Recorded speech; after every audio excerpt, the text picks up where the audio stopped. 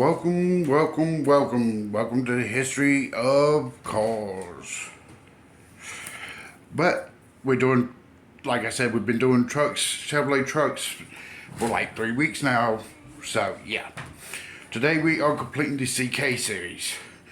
The first part of the CK series took you from the 60s and 70s and parts of the 80s. Now we're going to continue on with the 80s into the 90s before they changed it over to the Silverado. Silverado is what's continued on as the Chevrolet truck to today. Actually, on screen you will see a 92 3500. That was the 8-lug Chevrolet pickup truck. That's the non-dually version too. But let's me switch it over to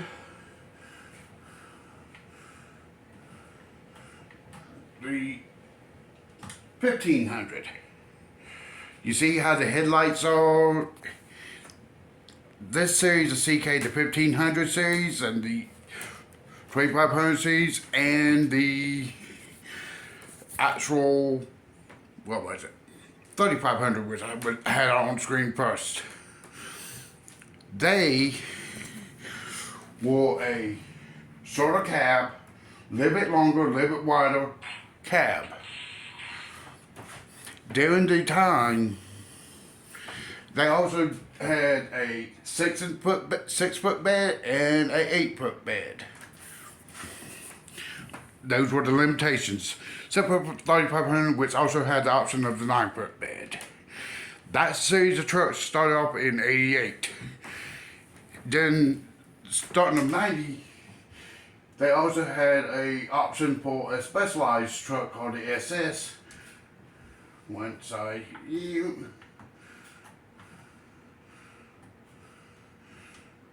which you see there. That was a 454 SS. The motor-wise, the 3500 had a 454 automatically because it had to have the torque of a diesel. Because later on they did get actual Duramax in the diesels. Duramax diesels in those trucks. You don't really hear too much about Duramax until you get into the 98 and newer Silverados. Which then they go under the name HD. But we ain't talking about that right now. But in the 90s, this was the style truck you got. One like this one or the two previous trucks. Which mostly came with 305s.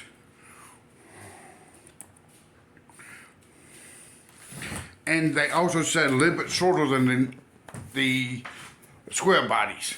I mean, by 1.5 inches shorter, and it was on spindles that they dropped the height of it for.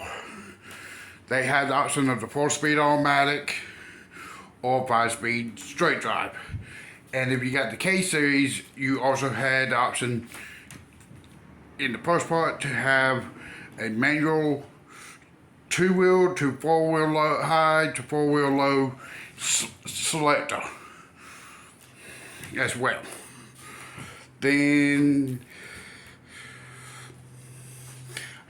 you also have in this series the S10s, which used to look like this up until 93, looked like the square body, but in 94 they started the new body. Right here looks more like the newer style CK series trucks, which is a little bit more aerodynamic. They ran that body style until like 2003, 2004.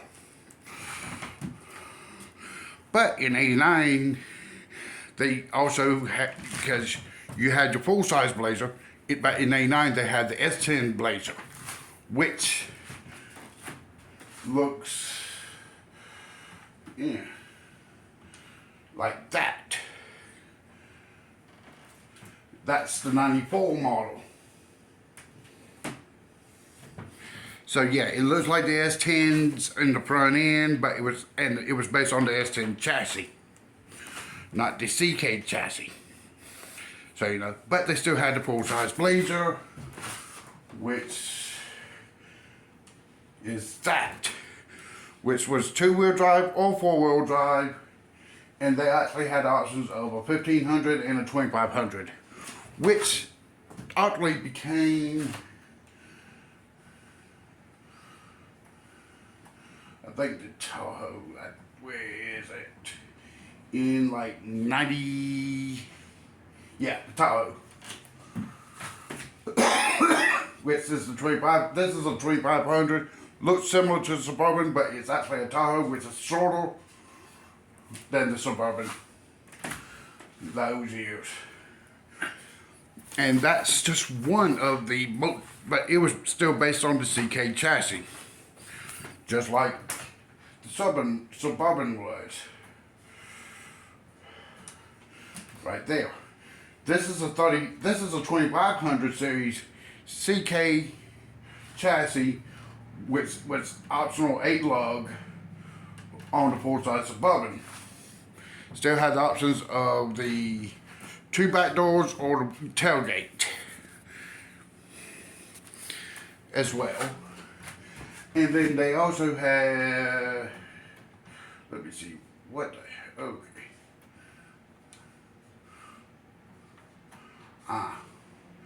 Then they had, of course, like I said, I showed you, the Blazer they had the choice of the 2 back, the single, it only had the option of the tailgate. It depends on which series of vehicle you choose, depending on your motor, your axles, but the only things that they only had options of that were really big, well, common was automatic or straight drive, and that only came in the actual trucks, because all your SUVs mostly came with automatics. And then the option of 2-wheel drive or 4-wheel drive. But the Tahoe was the replacement for the Blazer, full-size Blazer, because you had the Blazer, which was the S10 Blazer, or you had the full-size Blazer. You also, Chevrolet was doing a lot of options on changing names and everything else at this time. Some of those names still continue on to today. Size-wise, they continue on about the same way, but they discontinue. Some things did continue. They did change up names for the S10 in the early 2000s. As well. They have the option, but with all, one thing you had the options of is your axles and your suspension. The more you actually put in your suspension and your axles, the more gross weight you could tow. Gross vehicle weight was able to tow. Your towing weight. They also had an option of, on the 3500s, of not only the single wheel rail like this one, but they also had what they call a dually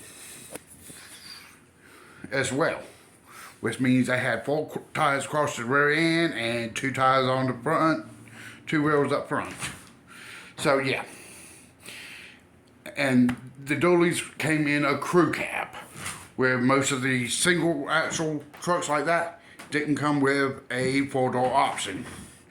The S10s came out in the mid-90s with a extended cab as well, which was the extended cab, which is some people call the king cab, which had small back seats, which when I was a teenager, that's where I spent most of my time cruising with my adopted sister.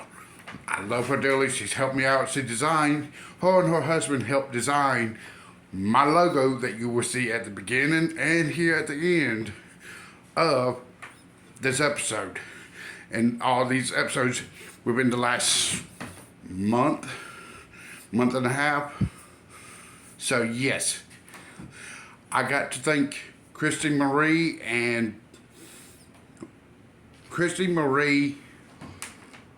Moss Reynolds and Paul Reynolds Jr.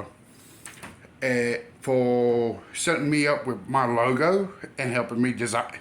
I did the initial design. They took what I wanted and I showed them, and they created the logo that I love now so dearly. And I thank y'all for enjoying the episode. I finished up with starting with the Silverados in the 1998 and on next week.